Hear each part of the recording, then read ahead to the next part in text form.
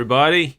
Hello. Welcome to Super Breakfast Friends Club, the show that I didn't briefly forget the name of right then.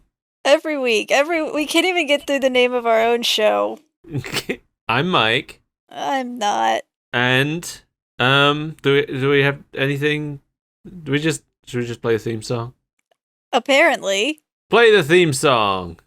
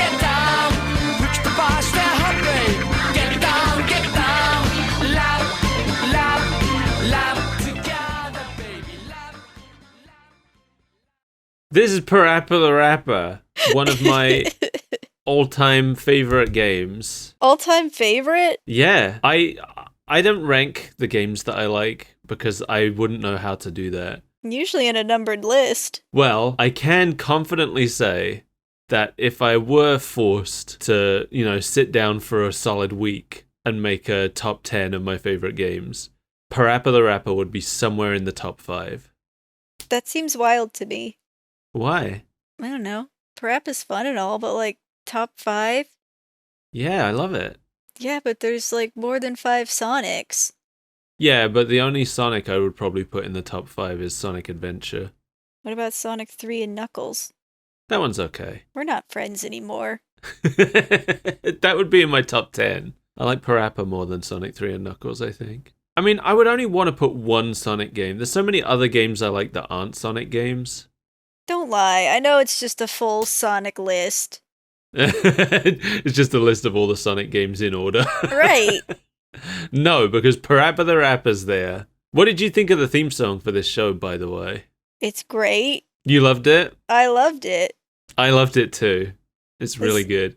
I love disco, and this is all about it. Yeah. The song is called Love Together, PaRappa the Rapper Mix by Nona Reeves. And I've listened to both versions, the PaRappa Mix and the original. And the PaRappa Mix is basically the same, but with a lot of record scratching added.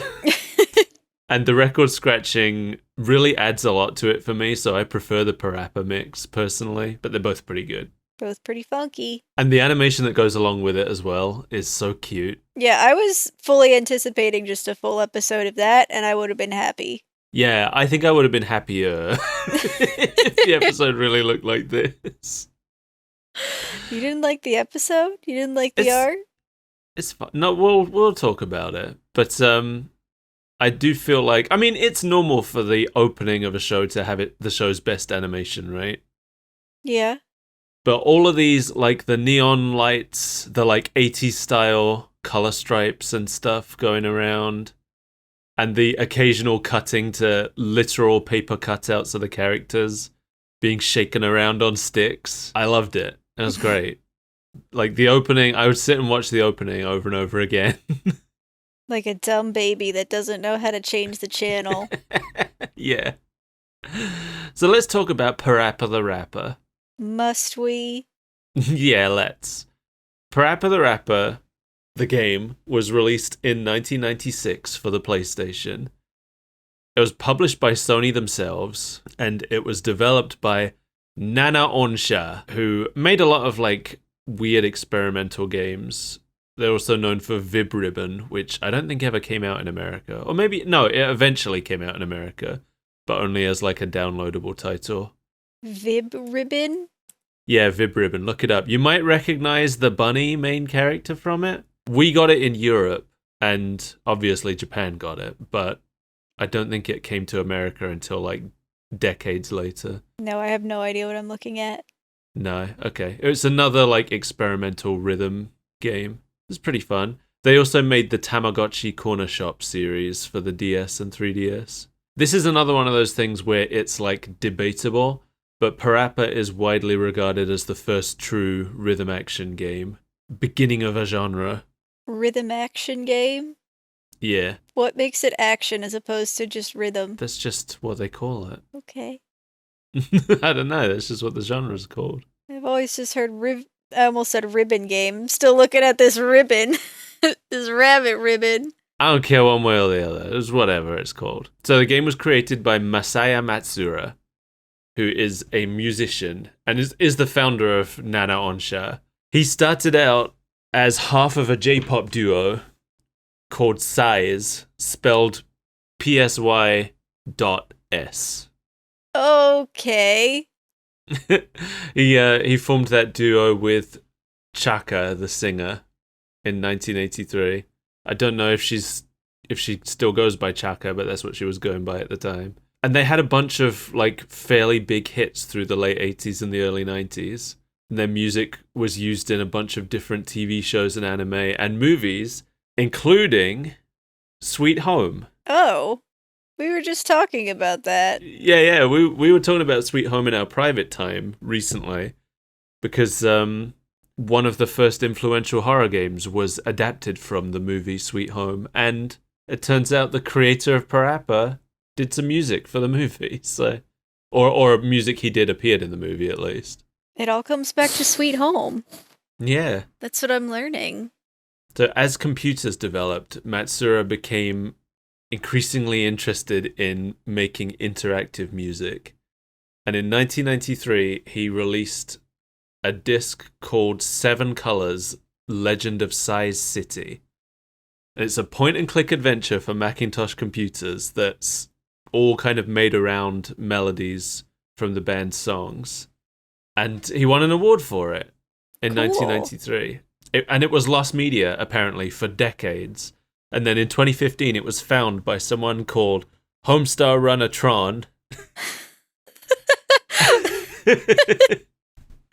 Can I just say that I love the internet because you'll see completely serious pieces and articles and essays with names like Homestar Runner Tron or Gay Dicks 420. I know, it's great. I love it. So yeah, now it's preserved and you can actually download it on Internet Archive and check out the 7 Colors Legend of Size City. Wow. The first game by the guy who came up with the idea for PaRappa the Rapper. I love that. I love media preservation and I love looking at these really old things that people have found. Yeah. Keep the internet free forever. Yeah. So in 1996, Size was disbanded because Matsuura wanted to focus on video games. He had discovered that was his passion. I actually read an interview he did on PlayStation's blog's website. He was being interviewed by the producer of Crash Bandicoot. And he said that one of the reasons that he wanted to get out of being a pop band and into doing video games is because he didn't like appearing in music videos, and it would give him an excuse not to have to do that anymore. Fair. Yeah. I tried to look up what Nana Onsha are doing now as a studio. It's not clear if they're still active or not. The last thing they released was a game called Furusoma in 2016, which is a music game for iOS and Android. And then in 2017, they had a Kickstarter for a game called Project Rap Rabbit. Project Rap Rabbit? Yeah, it sounds like it was going to be similar to PaRappa. but it was a collaboration between Matsura and Keiichi Yano, the creator of Gitaru Man. That would have been interesting, but it didn't get funded, unfortunately, and they said they were going to shelve the idea until they could find funding, and there's been no update since. Probably forgot about it. It's in the back of the fridge rotting. One of these days they're going to smell it and have to dig it out, but until then... I never even heard about it. I'm so mad. There must be so many people in my position who would have backed the Kickstarter if they'd known about it. Yeah. Too late now. What can I do? I can't go back 10 years. It's not 10 years. I can't go back to 2017 and fund it now. Start an email campaign. Get interest moving. Yeah, everybody email Matsura. I don't know his email, but find it. Tell him to make Project Rap Rabbit. But that's only half of the team that created PaRappa the Rapper, because the characters and art for the game were created by Rodney Greenblatt, an artist based in California. I read an interview with Rodney as well, and he said that he considers Matsura PaRappa's father and himself PaRappa's mother. Okay. Not gonna question it. He had already made a few video games himself before. They were titled Rodney's Fun Screen, Okay. Rodney's Wonder Window, Okay. and Dazzloids. Dazzloids! That sounds like a bad 80s cartoon. Yeah. And he had also been hired to do a bunch of ad campaigns in Japan. And because he lived in California, he had no real idea of how those went down until he visited Japan and found out that he had a fan base. Apparently his games were pretty well received over there as well. But also, he had done album art for a couple of different albums. One of them was the art for Puffy Amiyumi's An Illustrated History. And earlier today, I texted you and said that I had discovered something that was personally mind-blowing for me. Yes. And that thing was that he did the album art for They Might Be Giants' debut album. And I never knew. But as soon as I read that, I was like, oh my god, of course he did. It should have been obvious to me. Because it looks like PaRappa art. Yeah, I suppose. It's very clearly... Now that I look at it, I'm like, of course that's Rodney Greenblatt. Why didn't I know that? Because there's no rapping dog in it. There's a dog. He might be rapping. We don't know. He's not. You can't say that with any certainty. His mouth isn't even open. Well, maybe they caught him. He's about to make a plosive. Anyway, did you know that PaRappa was originally going to be a shrimp? A shrimp? Yeah, I didn't know that. I learned that today. I don't know. It's just the first idea they had. What a strange character design that would be. Yeah. The game had already taken form somewhat by the time Rodney Greenblatt became involved. It was already about rapping. They already, they were already getting through it. Some of the story had already been decided on. But when Greenblatt started submitting character designs, apparently they changed some of the story around the characters because they liked what he was doing so much. I like Rodney Greenblatt. This is a kind of unrelated story, really, except that it's about him. But a few years back, somebody emailed him just talking about how they headcanon Jamalami and Katie Cat as a couple. Mm-hmm. And he emailed them back saying, basically saying, oh, that's a really sweet idea. I really like that. It's canon now. Is he allowed to do that? I mean, I guess. I don't know exactly who owns PaRappa, but Sony aren't doing anything with it. So, in the years since, when he's done Valentine's Day art, he's actually drawn Lammy and Katie together as a couple. I think that's really sweet. It's pretty cute.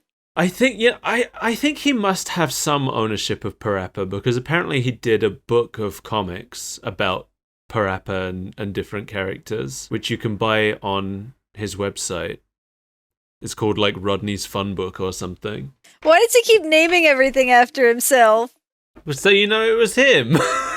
I would think that his name on the title as the writer and artist would be the thing that tells you that information, but okay. That was the funny thing to me when I saw the book, because it doesn't have PaRappa's name in the title. He's on the cover of the book. He's selling it based on his own name, not PaRappa's. Yeah. There's something I like about that, though. Anyway, when it came to selling the game, Sony did not know how to market it, or even what genre to classify it as, because the genre didn't really exist yet. In the interview I read with Matsura, he said that several Sony staff members told him that it wasn't a game. They didn't consider it a game. Okay. Which I feel like was them trying to be mean. But he said he wasn't sure it was a game either. So it has an objective. It has things that you have to do to progress through the storyline. Yeah. I mean, what is a game even? This isn't the place for that video essay. No. I think if you can play it and have fun, it's a game, right? Yeah. Hey, some games you don't have fun. Some games aren't about having fun. Some games are about getting angry. Some games are about screaming at a horse because it keeps paralyzing you. But, you know, whatever any of them thought of it, the game went on to become a huge hit in Japan. I actually didn't realize how much of a hit it was in Japan. It was one of the top 10 best-selling games of 1997. I saw a couple of conflicting. Some places said it was the 7th best, some places said it was the 10th best. But 1997 is a year that included Pokemon Red and Blue and Final Fantasy VII, so... That's pretty good. Yeah. The fact that it was so successful in Japan is the only reason it got released in America. Because this game is very Japanese. Yeah. And it's the kind of thing, you know, you look at it, looking at the other things that didn't get released in America, like this game feels like it shouldn't have got released in America almost, you know? Yeah, I mean, we didn't even get Tingle's Rosy Rupee Land. No, and that was a like popular pre-existing, well, popular is not the right word, but it was a pre-existing Legend of Zelda character. So you'd think that would have more of a chance. That was like 10 years later as well. They didn't give us our Tingle. No, we got it. Yeah. So you could import a European version and play it in English. Yeah, I'll do that. I'll import the ROM onto my laptop. Don't. Nintendo will come for us. It's just funny jokes. Don't pirate video games unless you feel like it. Unless you can't get the game, or you don't have enough money, or, you know, you're tired today and don't want to go to the store. Right, if they never ported it to your country, or they have done nothing to preserve it, or like, just because you want to, because fuck them. We do not condone video game piracy, unless it's awesome. We do not condone video game piracy of small indie studios. That's true, yes. If you're going to pirate from someone, please make sure it's a multinational corporation and not 5 people making a game, making a passion project. Selling a game for $5 on Steam. Just give them their $5. Give them their $5. They've earned it. Anyway. So PaRappa was released in the US and Europe, but it didn't do as well. Oh, boo. The numbers are significantly lower for the US sales. Color me surprised. In the interview I read, Greenblatt said that he thinks this is because Sony US marketed the game at little kids, but the game was too difficult for little kids. Mm-hmm. The audience for the game in Japan had mostly been teenagers and college students. That's who loved PaRappa in Japan, apparently. And that tracks to me. Yeah. Like, I think I was a teenager when I discovered PaRappa, because I came to it quite late. I discovered PaRappa through a demo disc of the second game. Oh. The demo only contained Toasty Buns, and I played Toasty Buns like 50 times at least. I had a demo disc of the first game, and I think it only included the first 3 songs, but, like, that's half the game. That is half the game. I'm surprised No, it had no, that it much. must have just been the first song. Isn't it Yeah. like if you play the game on easy mode, you only get the first 3 songs? I don't remember. Something like that. I was only like 11 or 12 when it came out, so I don't remember super well. No, I worked out I would have been 15 when the second game came out.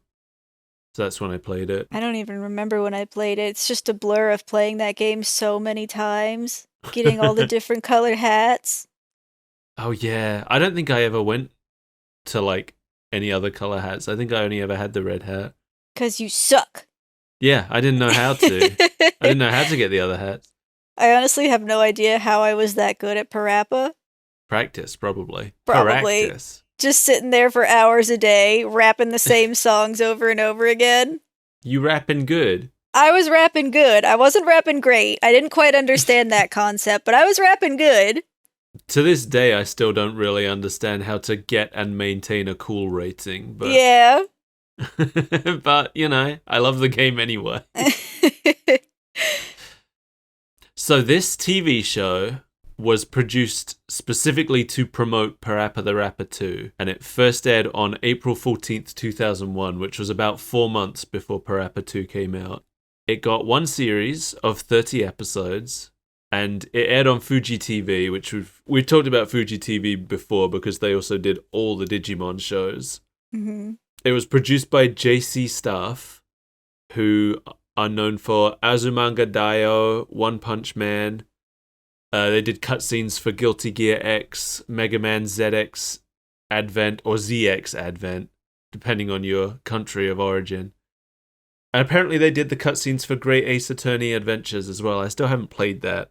I bought it as soon as it came out and I haven't played it yet. Yeah, every time I see it on sale, I'm like, oh, I need to get it, and then I don't. I wanted to finish all the other Ace Attorneys first, and I've finally done that now, so I guess it's time to move on to Great Ace Attorney. Yeah. I think I'm just scared of getting burned, but I've heard that they're good. But I'm like, it's not Phoenix though. Yeah, that's exactly it. There's a part of me where I'm like, do I wanna play one where I know that nobody that I care about is gonna appear? Because that's kind of how I got burned by Apollo Justice, I feel like. And that did have some characters I cared about. I just didn't have enough. I just think that the writing was weak in Apollo Justice, and they didn't do enough to endear us to the characters. That's probably what it is. It's probably just that, like, Apollo Justice's writing didn't draw me in enough, and I've attributed that problem to the lack of familiar characters when really it's not the character's fault. No, because, like, I love Trucy. She's great. Oh, yeah. Trucy was introduced in that game. Yeah, she's, like, the only one that they put a lot of time and love into. Maybe it's just because she's a cute little magical girl. Anyway, animation for the show was also done by Production IG, who we know pretty well for various things. You know them for Blood Plus. Oh, yeah, I've seen that. Yeah, they did that. I know them for Batman Gotham Knight, Pokemon Origins. They did the cutscenes for Grandia, another one of my favorite games. They did the animated opening for Sonic Riders. They did like all the animation for Wario Land Shake It, like the character sprites and the cutscenes and everything. Mm-hmm. They did some cutscenes for Persona 5. They did the shorts for Kid Icarus Uprising. Apparently they also did the anime sequence in Kill Bill, so they're pretty prolific. They're pretty good at what they do. Yeah. Rodney Greenblatt was involved in the show a little bit.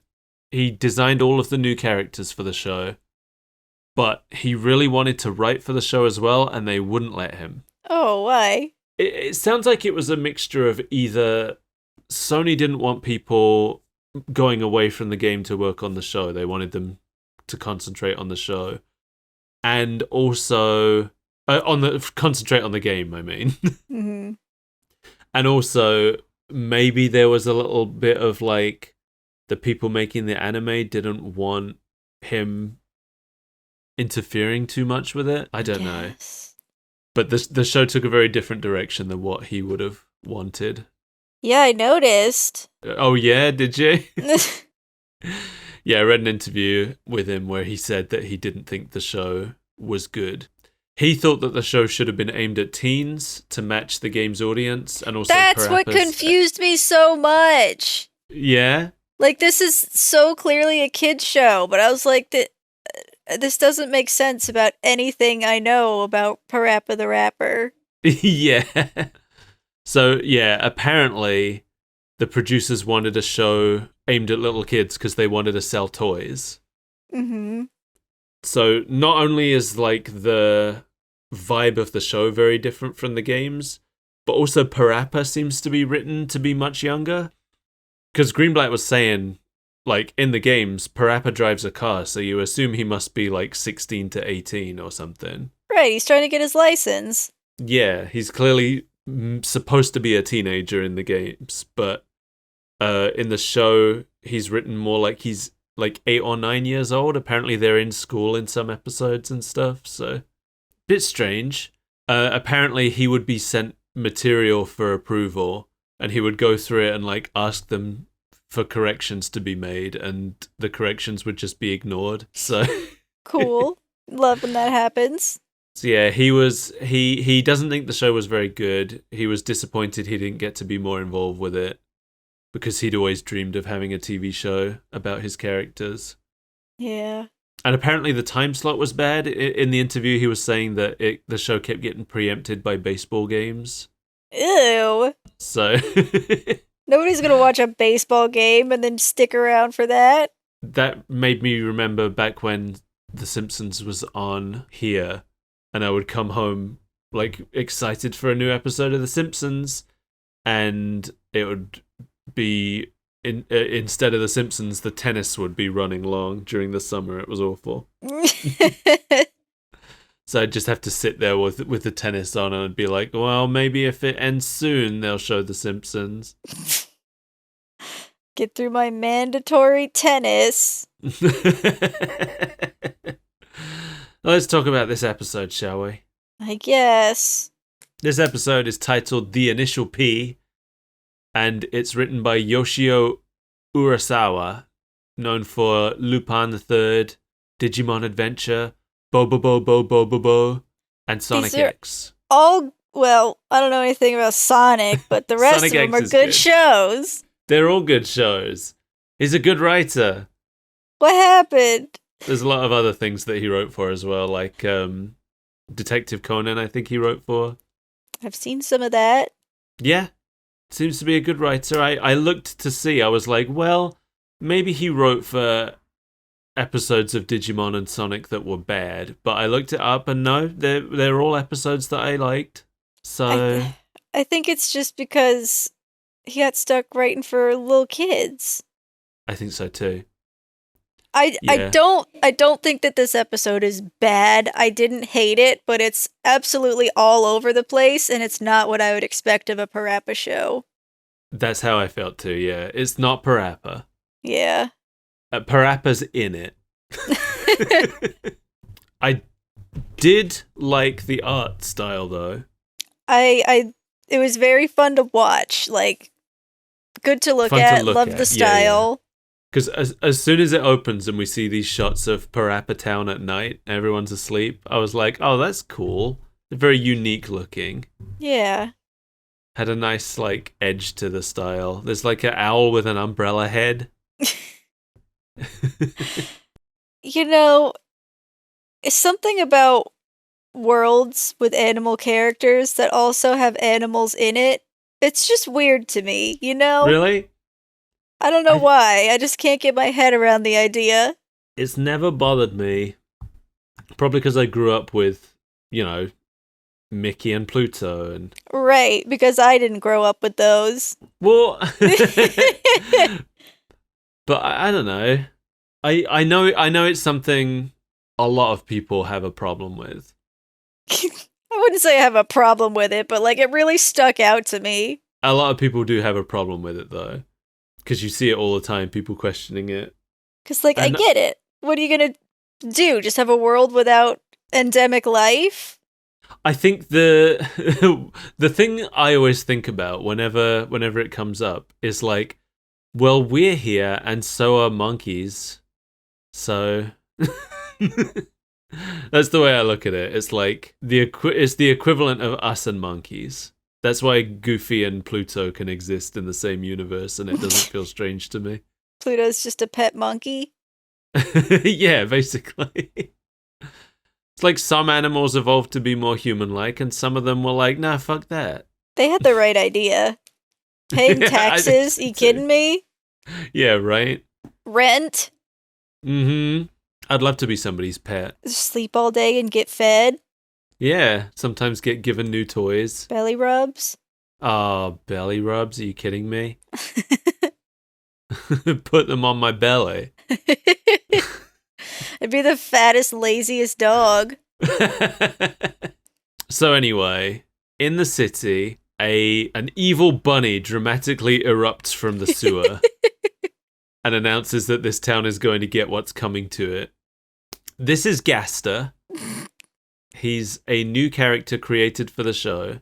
So still designed by Rodney Greenblatt. So that's something I like, I think, is that because they got Rodney to design the new characters, they don't feel like they don't fit, you know? Right. Like, I like the character design. It's just a weird character. He is a weird character. He's clearly here because the game doesn't really have a villain. Because in the first PaRappa game, which is all they really had to work from at this point, because the second game wasn't done yet, there's no bad guy. The bad guy in the first PaRappa game is PaRappa's self-doubt. So they needed someone to be around to do bad stuff, and now we have Gaster. I understand that. I do. But then he's still, like, barely the conflict of the episode. They could have done this episode without him. Yeah. Well, this is just a kind of an odd episode. Yeah. I don't know if they're all like this.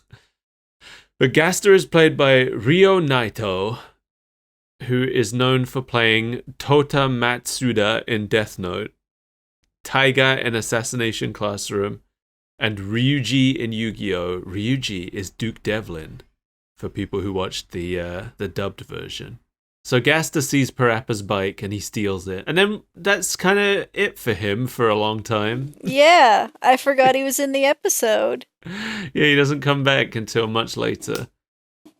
But PaRappa gets woken up in the morning by his sister Pinto, another new character created for the show. Yeah, did we ever see his family in the games? I forget. Just his dad. Okay. His dad's the only... I don't think his mom appears, but I know his dad does. His dad's in both games. Because he borrows his dad's car for his driving lesson in the first game, and then in the second game, his dad had invented like a shrinking machine or something. Oh, yeah. That was a weird song. Yeah, it was. So Pinto is played by Miko, and from what I can tell, nobody knows who that is. Cool. It's clearly a pseudonym, but nobody knows who for. A phantom child just showed up and recorded some lines. Yeah, I wonder if it was a real kid. I wonder if it was like somebody on the production's daughter or something. And they just credited her by only her first name, and then she never did any more acting. I don't know. That makes sense. But if anybody knows, please let us know, because I couldn't find out anything. So anyway, Pinto is barely in this episode. She's just here to let us know that she's around, I guess. To wake up PaRappa since he slept in. Yeah, I do like the idea of PaRappa having a little sister. It feels right to me somehow. But it would feel more right if he was a teenager, like he's supposed to be. Right. That's the thing, like, if they wanted to have a character for little kids, they've got Pinto right here, and PaRappa could still be a teenager. Yeah, but then we'd have to follow Pinto around on her little kid adventures. Oh, you're right. And she would not be rapping cool. You don't know. Maybe she's a rapper too. Her last name is Rapper. So is PaRappa's middle name the? Maybe. I know his full name is PaRappa the Rapper. So Pinto tells PaRappa that Sunny is on the phone. Sunny is the... is she PaRappa's girlfriend? I don't know if they're official. I just assumed he had a crush on her. Yeah, I mean, you spend the whole I feel like you spend like both games trying to impress her. Yeah. But I feel like it's always revealed that she liked him all along anyway. She definitely likes him in this one, it's clear. She thinks she's the only one who thinks he's cool. That was a weird part of the episode. Was it? What wasn't a weird part of the episode? True. PaRappa remembers that he was invited by Katie and Sunny to a garage sale, and he agreed to go. So we have Katie Cat, played by Rina Nakayama. This was her most major role, and there were only a couple of others. It seems like she's mainly a freelance artist and just did a little bit of voice acting on the side. Cool. And Sunny Funny is played by Mika Kanai, who we've talked about before twice. As? She was Sarah in the Sonic OVA. Okay. And she was Satoko in Higurashi. Okay. So cute little girls. Yeah. Well, I don't know if Sarah was a cute little girl. She was written She was a to cat be. little girl. Yeah. We were supposed to see her as a cute little girl. It turns out that Katie Cat was actually a character that Greenblatt had created before PaRappa the Rapper for something else. And so was PJ Berry. They were both existing characters of his that he just put into PaRappa. Katie's a funny one because she's like such a minor character in the game that I always forget she's there. Yeah. But she's always, whenever there's like a group shot of PaRappa and his friends, she's always there in it. Because she's the cool one. Yeah, I guess so. She has a bigger role in Jamma Lammy because she's part of Lammy's band. What does she play? Yeah, I don't remember. Lammy plays the guitar. There's another character whose name I always forget who plays the drums. Katie might just be the singer. I can't remember. What about bass? Maybe she plays bass. Shall I have a look? I suppose. Well, she's holding a guitar in her official artwork. Looks like it could be a bass, but there's no strings. So she's just an imposter. Yeah, the band is called Milk Can. Milk Can. Oh, yeah, Katie Cat, lead vocal and bass. So we're both right. And the drummer's name is Ma-san. Okay, cool. Thanks, Katie, for being in the game. So PaRappa rushes out to go meet with Katie and Sunny. And we see his dad for a second. The splittest of seconds. I was disappointed that his dad didn't have a bigger role in this episode. There's other episodes. I know, but all we see, he's just sitting in the kitchen eating a sandwich. That's his entire role. What a great role to have, though. That's what I want to do. Yeah, when all of this is going on, I think I would rather just be sitting in the kitchen eating a sandwich. Papa PaRappa is played by Kunihiko Yasui, best known for playing Iori Yagami in the King of Fighters series. PaRappa runs outside, finds his bike is missing, and then we cut to PJ Berry playing basketball with a new character whose name is Matt Major. I'm sorry, but playing basketball is very generous. Oh, PJ's playing basketball as much as PJ does anything. Because all we really know about PJ in the games is that he likes to eat and sleep and DJ. I mean, isn't that what we all want in life? Yeah, I guess so. Eat, sleep, DJ? So PJ is played by Masami Kikuchi, who we've talked about a few times already. He was the voice of Joe in Digimon, and he played both Sonic and Metal Sonic in the Sonic OVA. And Matt Major is played by Kenichi Suzumara. He's best known as the voice of Zack Fair in the Final Fantasy series. So, like, none of them had voices in the original Final Fantasy VII, but all of the various sequels, prequels, and remakes, this guy is the voice of Zack. They really just won't let that game die. No. With everything I know about Final Fantasy VII Remake, I would be confident to say that if you're interested in Final Fantasy VII, you should play the original and not the remake. I heard the first part is good, but I don't know anything about the second. The first part is good. It's the Nomura problem, right? Where every game seems like it's good because it seems like it's leading up to something. And then it turns out it wasn't leading up to anything. And the next game only raises more questions.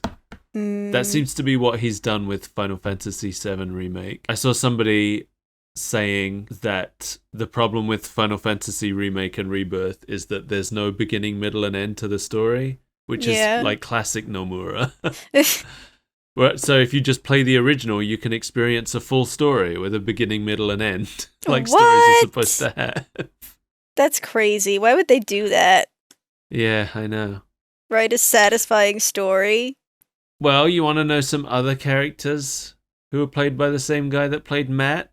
Sure. He was Ryotaros in Kamen Rider. I don't know much about Kamen Rider, but Ryotaros is a character who appears in a lot of the different things, apparently.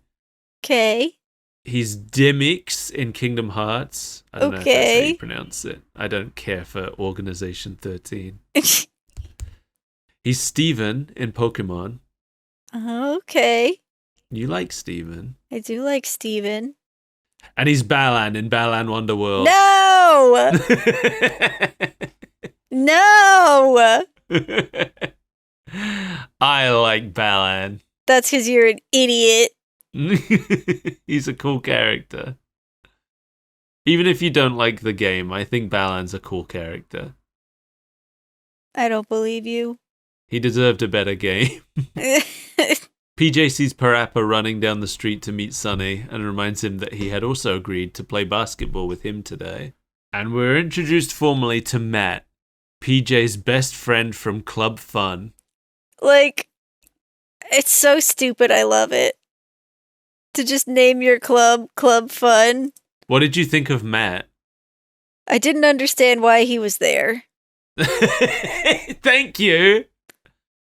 Like, he's so boring. He is. I don't hate him, but I'm like, you have an entire cast of characters already. Why is this guy here? It seems like he has been introduced specifically to be the fish out of water for them to, like, introduce the other characters to us. I had that thought too. But they don't really do that, and he's just here, and he looks like a background character, and he doesn't really have a personality. He is, but he's kind of like the audience stand-in, because there's a couple times where he's the one that's like, wait, what? And I'm like, same, Matt, same. Yeah, but he also doesn't get any answers. No. Katie and Sunny show up, and they all start arguing about who PaRappa's gonna hang out with. And then another new character shows up. It's a lot. So this is Paula, who tells us that she goes by P. So I think that's what everybody calls her for the rest of the episode. Just P. Yeah, not a great name. No. Unfortunate. Her full name is Paula Fox, apparently. I definitely didn't get the sense that she was a fox. No, not at all. She has tiny little pathetic ears. Maybe it's just a name. Maybe she's not a fox. Are you saying that PaRappa isn't a rapper? Well, no, he's definitely a rapper. And PJ isn't a berry? Well, he's not a berry. No, he's not a berry. He's just a bear. That one's a coincidence. Anyway, Paula is played by Akiko Kobayashi, who is also an animator, though I don't think she was credited for animation on this show. But she mostly has small roles. Probably mostly she's like just playing incidental characters on shows she was an animator on. I don't know. Yeah. Although she did play the lead role in Momo, the Girl God of Death. Cool. I don't know what that is, but I like it. Same. So Katie is immediately mad at Paula because Paula has insulted her outfit, and Sunny drags her away to the garage sale before a fight can break out. And PaRappa just kind of gets roped into the basketball game. So Paula like mid-basketball game, just starts demanding a cola. Yeah, that was weird.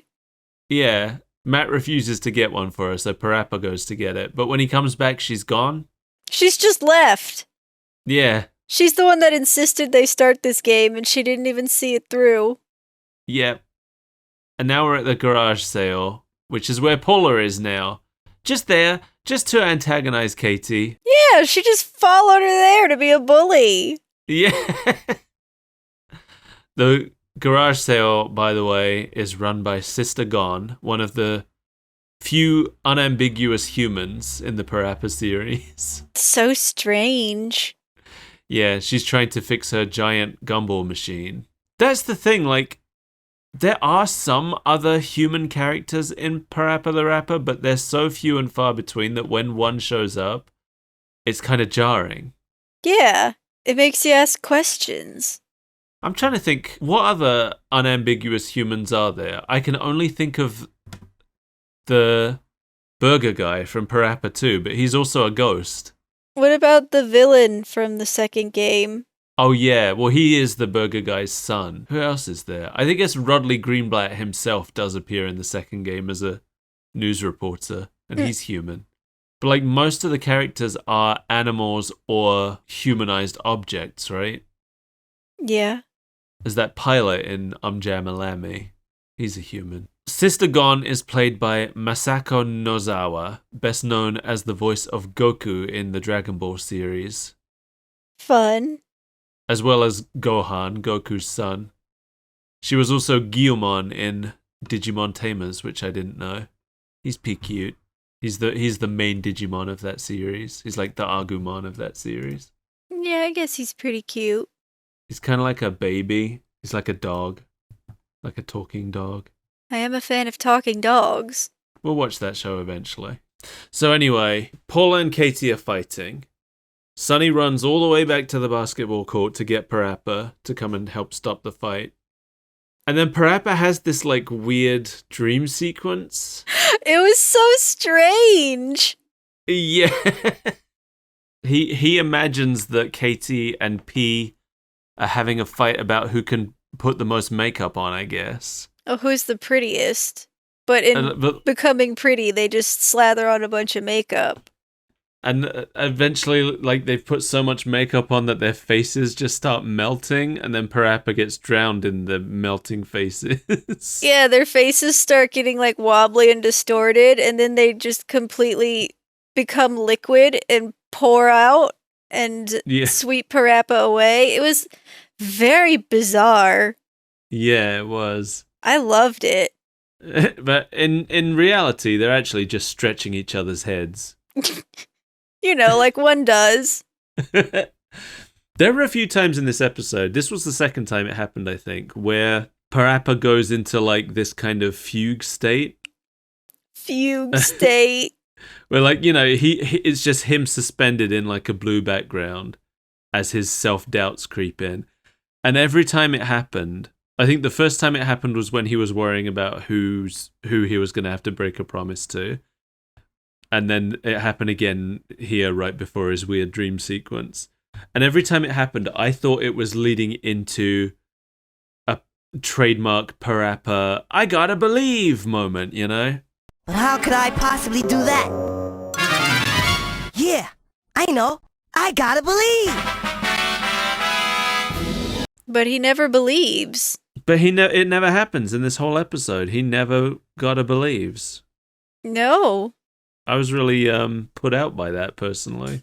Yeah, we don't really see a lot of PaRappa having any agency in this. No.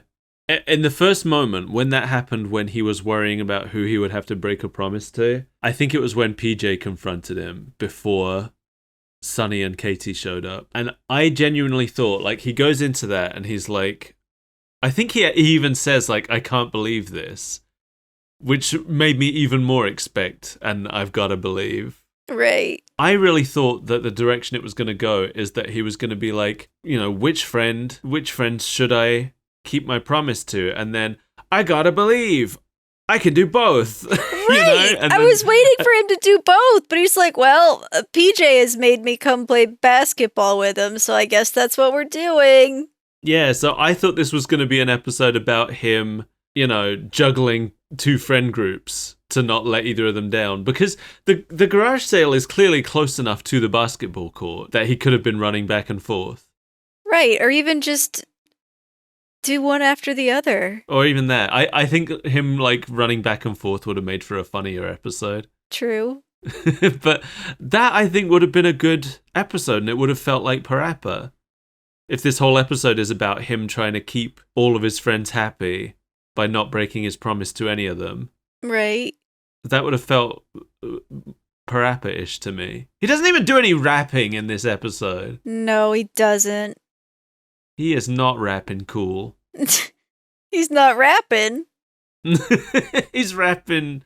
Well, I guess he's not rapping bad either. Because he's just not doing it. No. Yeah, real disappointment. Anyway. The face stretching.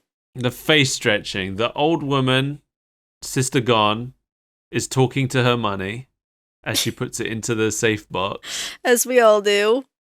And she gets distracted by someone arriving and leaves. And then right then Gaster rides by on PaRappa's bike, spots her safe box and decides to steal it. He immediately knows that it's a safe full of money. I don't know how, because it doesn't look like one. I don't know. It's a sealed, locked container at a big flea market in a tent, isolated. Yeah, but he's seeing it from a distance. He's got villain vision. Yeah, I was just going to say that. So there's this Katie and Paula argument that goes on for a long time and is very uneventful. But it does lead into a wild punch. Yeah, so Katie winds up to attack Paula with a punch, but she misses, tears through the tent, accidentally thwarts Gaster's attempt to steal, but then she's left holding the safe, and everybody comes in and blames her, says that she's trying to steal it. And this, you know, it kind of resolves itself, so it doesn't really... Then this is when I thought, oh, so now this episode is going to be them doing detective work to try and prove that Katie wasn't the thief. No, this episode is about chasing a villain around in a tank. Yeah, yeah, so it kind of resolves itself because, you know, first PaRappa notices his bike, and then Paula's like, PaRappa was the real thief, and then Gaster just kind of drops from the rafters and is like, no, it was me, and steals everything and leaves. Like, none of that even makes sense because she had just entered the tent 2 seconds ago and everybody knew she had no intent to steal it. Yeah, everybody saw that it was an accident that happened. Right. It was a weird scene. It was weird. So Sister Gone gives PaRappa a scooter. Oh, no, wait, was it Paula that gave him? Somebody gives him a scooter to chase after Gaster with. He acquires a scooter. And then the girls want to follow PaRappa, so Sister Gone gives them a tank.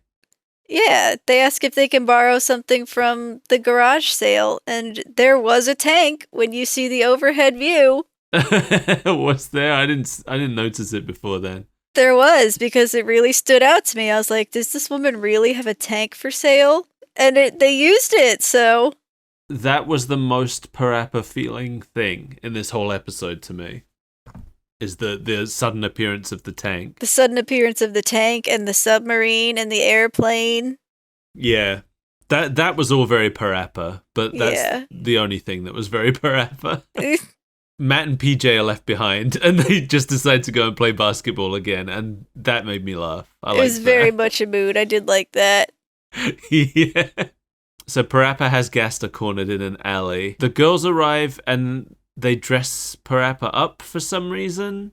Yeah, it doesn't make any sense, because this is like after Sonny says that he's cool, and Katie and Paula are like, no, he's not.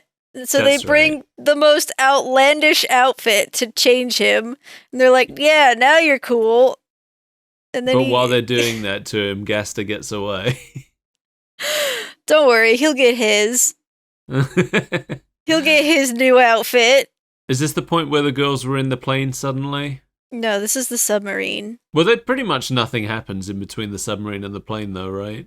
Yeah, like, they changed Gaster into a cool disco suit, and then he says that his darkness is growing or something, and he starts chasing after them. Yeah. But PaRappa gets his bike back while they're changing him, so he takes the scooter instead. So now PaRappa's back on his bike, but now Gaster's on the scooter, and he's chasing the girls. And they run past PJ and Matt, and then everybody starts running. Oh, yeah. Meanwhile, Sister Gon is trying to fix her jelly bean machine again, because that's what she was doing the first time we saw her. Yeah, you may have forgotten because I sure did. Yeah. And it's pretty much irrelevant. Yeah. Gaster flies in, gets knocked off his scooter, hits it, fixes it, and then jelly beans. Yeah. And PaRappa gets the safe. He gives it to Katie to return to Sister Gon. I thought that was cute. Yeah.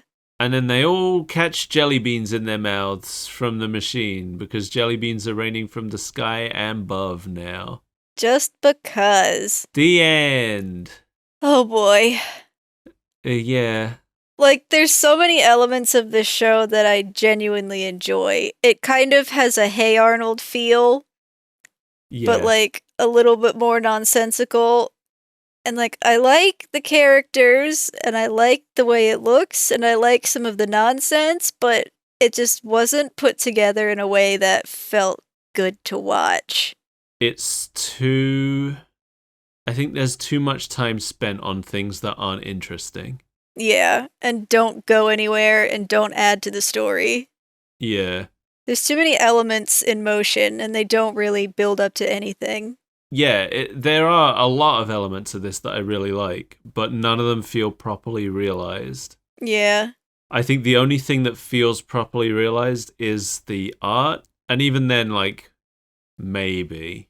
But I like the character designs. I like the environments. I do think the characters, some of the designs are a little bit odd to look at when they're drawn as like a 3D shape. Because they're super flat? Yeah, I did not like seeing Katie from the side. No, it was uncomfortable. Yeah. I had a thought like, well, maybe they're kind of trying to preserve the feel that they're like still papery, but then like Paula didn't have that problem. Matt didn't have that problem. No. Even PaRappa. Yeah. PaRappa looks good though. Like when PaRappa looks just as good flat as he does as a full like voluminous shape, I think. Mm-hmm. But Katie just didn't work very well. No. I think Katie and Sunny are maybe the only ones though. It kind of makes sense for Sunny, but I still don't super love looking at it. Yeah, because Sunny is a flower, so her having a flat head does make more sense than Katie. But PaRappa looks great. PaRappa always looks great. Mm-hmm. Just a really solid character design. So the ending theme was pretty cute. I quite liked it.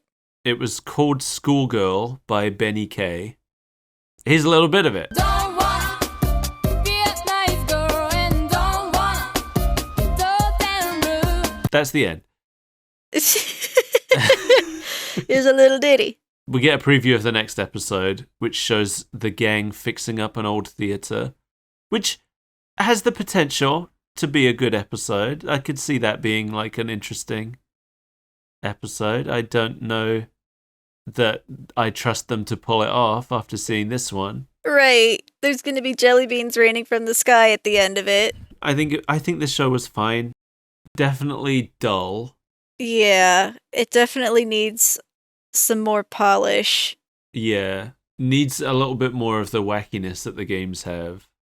Like you said, not sure why Matt is here. I've actually got that written exactly in my notes. I found Matt quite boring. Felt like his role could have been filled by almost a million other more interesting characters. Like, most of what Matt did, they could have just had Paula do. Yeah. But also, Pinto could have come along and had that role. I think she would have been more interesting. But for me personally, it's difficult not to be having a good time when I'm watching PaRappa, because he's just a fun character to look at. Yeah, he's cute. He just has a really solid look. I could just sit and stare at him and I'd be happy. You're just gonna watch those paper things at the beginning, dance for hours. That's the thing. I could just put the opening on loop. I feel like if I had watched the opening on loop for half an hour, I would have had a better time than I did watching this full episode. The opening was definitely my favorite part of the show. Yeah. But, you know, I love PaRappa enough that I would still watch more of this. But it might end up being a case of like the F-Zero show where I dip fairly early. Yeah. Like, I really want to like it because it's got a vibe, but Yeah. it's held back by its own writing. Yeah. But the music was definitely good. Apparently, some of the show's background music was actually written by Masaya Matsura, the creator of the game. So Cool. that's neat. Yeah. Well, what do you want? Do you want to hear about the legacy of this show? I do. I want to hear how Pinto got a spin-off series. Well, you'll be pleased to hear that Pinto survived. She survived. Yeah, in 2016, there were a series of shorts starring PJ Berry made. The other characters were there as well, you know, like PaRappa and Katie and Sunny were around. But PJ was the focus. It was only, I think each episode was only like a minute and a half long. It seems like Rodney Greenblatt was a lot more involved in it. And yeah, series of shorts made to celebrate the 20th anniversary of PaRappa. And a bunch of the characters from this anime appeared in it. So they Cool. survived. They continue to exist as part of PaRappa's world. Even Matt and Paula, Yeah, they were both in them. I don't know how big of a role they had. but they made it. Yeah, I saw screenshots of Matt. I saw a screenshot that had both Paula and Pinto in it. So I don't know if Lammy ever appears in this show, but she was in those shorts as well. Oh, there we go. It could have been Lammy. Lammy could have been Matt's role because Lammy's like perfect for it because Lammy is friends with Katie, but I don't think she really knows PaRappa. So Wasn't PaRappa in her game?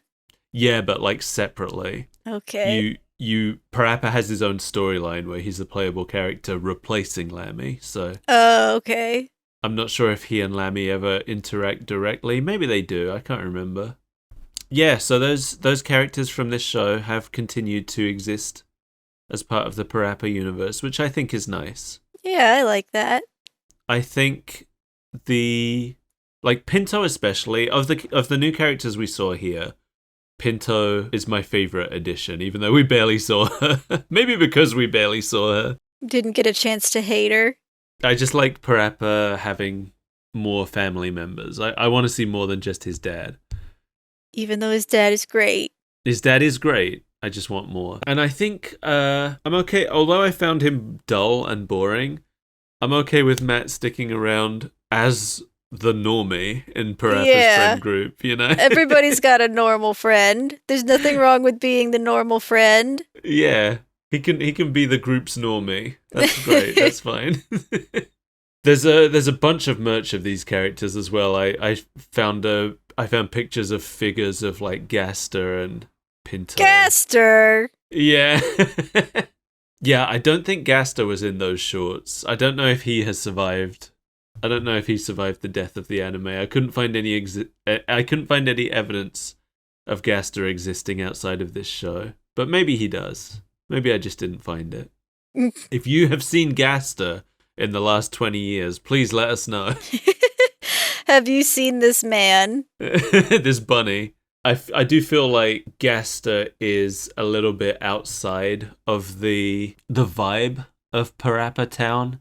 Yeah, just this weird villain. Yeah, apparently he lives in the sewers. Okay. He lives in PaRappa Town's sewers. That's his deal. So it made sense for him to be erupting from the sewer at the beginning. Yeah. Yeah, I feel like it's funny that you compared it to Hey Arnold because I do feel like the vibe of PaRappa Town is similar to the vibe in Hey Arnold where there aren't really any bad guys, you know? Yeah.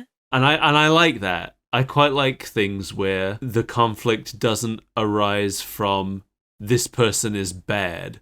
I like it when the conflict arises just from like interpersonal disagreements between characters who aren't evil. Right. They're just having a fight. It's just two girls not getting along. Yeah. That I find that more interesting a lot of the time than there's space for characters who are just bad seeds as well. I love some Wario every now and then. Sure, but like this is just like a cozy little show. Why is there Yes. a mustache twirling villain? Yeah, PaRappa is, like, in general, PaRappa is just kind of a cozy series, and we don't really need a bad guy. So I understand why they put Gaster in here, but I also understand why he maybe didn't survive as part of the PaRappa mythos. Because he doesn't belong. He doesn't really belong. Maybe if they did bring him back, it would be he would need like a redemption or something to fit in properly. Maybe they'll rap a song and then everyone will be friends. Yeah. Well, I guess we've said everything we need to say about PaRappa Rapper, PaRappa Rapper. Yeah, I like PaRappa. I think he's a neat guy. I love PaRappa. You know, I don't have that much PaRappa stuff. You know how I like to fill my living space with characters that inspire me? Yeah, I know. I know you've been thinking about those prints all day. There just isn't a lot of PaRappa stuff around. I have a plushie and I have a figure, but that's it. Where'd you get the plushie? I don't remember where I got the plushie. I feel like I just saw it in GameStop once. And I was like, well, I gotta get that. It's PaRappa. Yeah. And the figure was part of a series. I don't remember what they were called, but there was a series of figures being made years back where each one was standing on like a plus-shaped base, and the base was themed around their game. Mm-hmm. And I have 4 of them. I have PaRappa, I have a lemming from Lemmings, I have Beautiful Joe, and I have Banjo and Kazooie. Yeah, that sounds like you. Yeah, they're all part of this same series. There were a whole bunch of others as well, I remember, but those were the ones I was interested in. I don't know. I assume that they don't make those figures anymore.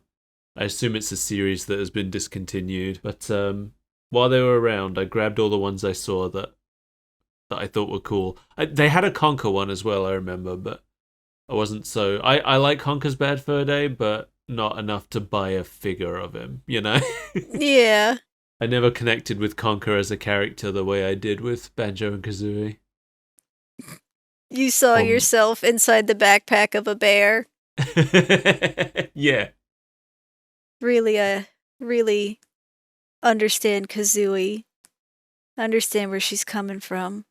Well, it's funny because I was just going to say, I feel like I'm more the Banjo and you are more the Kazooie. Excuse me, what do you mean by that?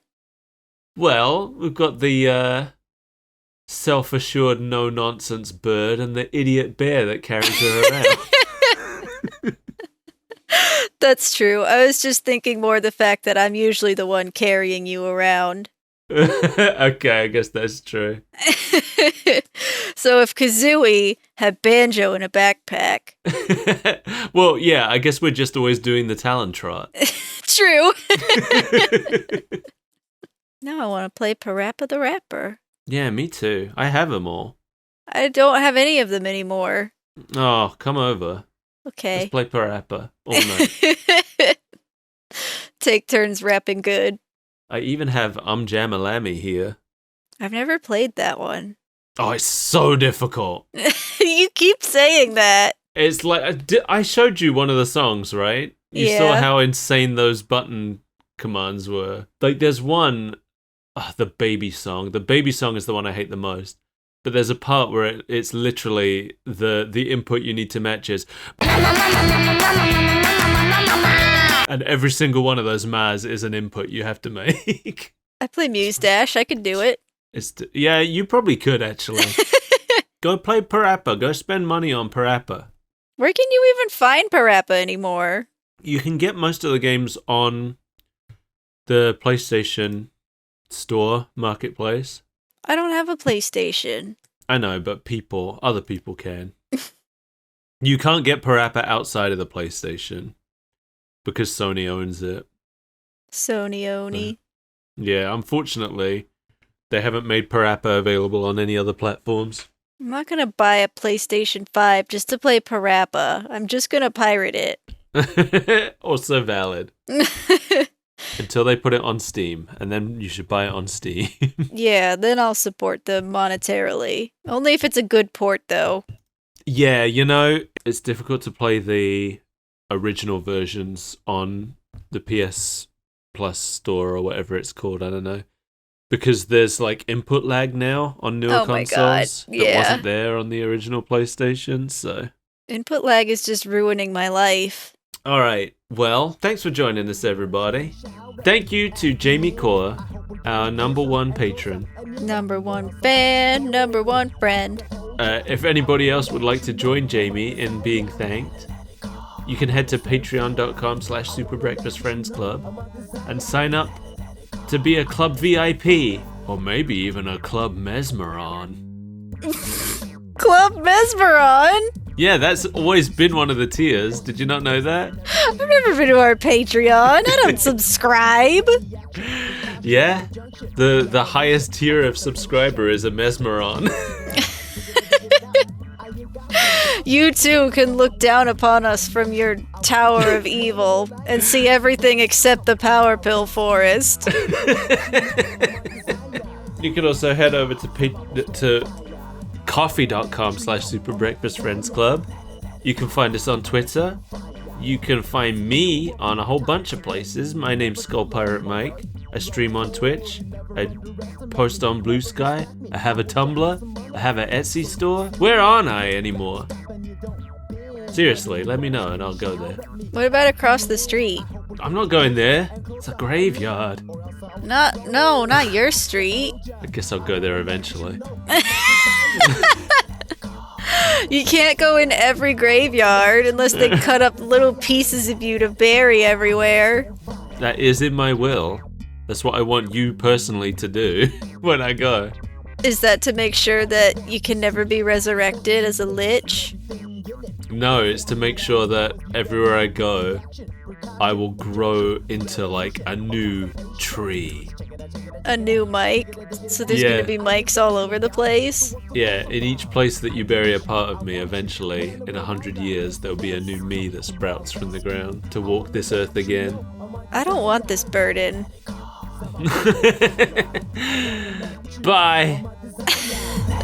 I'm almost on fire. I see you a few times a day. You never do look my way. You're always cold. You never underestimate me. Never respect me. I wish I had some money so you could see me. Flip, back, stop, and you don't bend. Why do you always scream and shout at me? At the end, I hope we're getting closer and closer and nearer, or else I'll explode. Like I told ya, I wanna let you know I'm a desire. Let it go. I'm almost on fire. I wanna let you know I'm a desire. Let it go. I'm almost on fire. Listen, there's gonna be a lot of reasons why I am the cause of the damnation of the earth, but that isn't gonna be one of them. Well, I gotta believe. You can do that all you want. It's not gonna get anything done.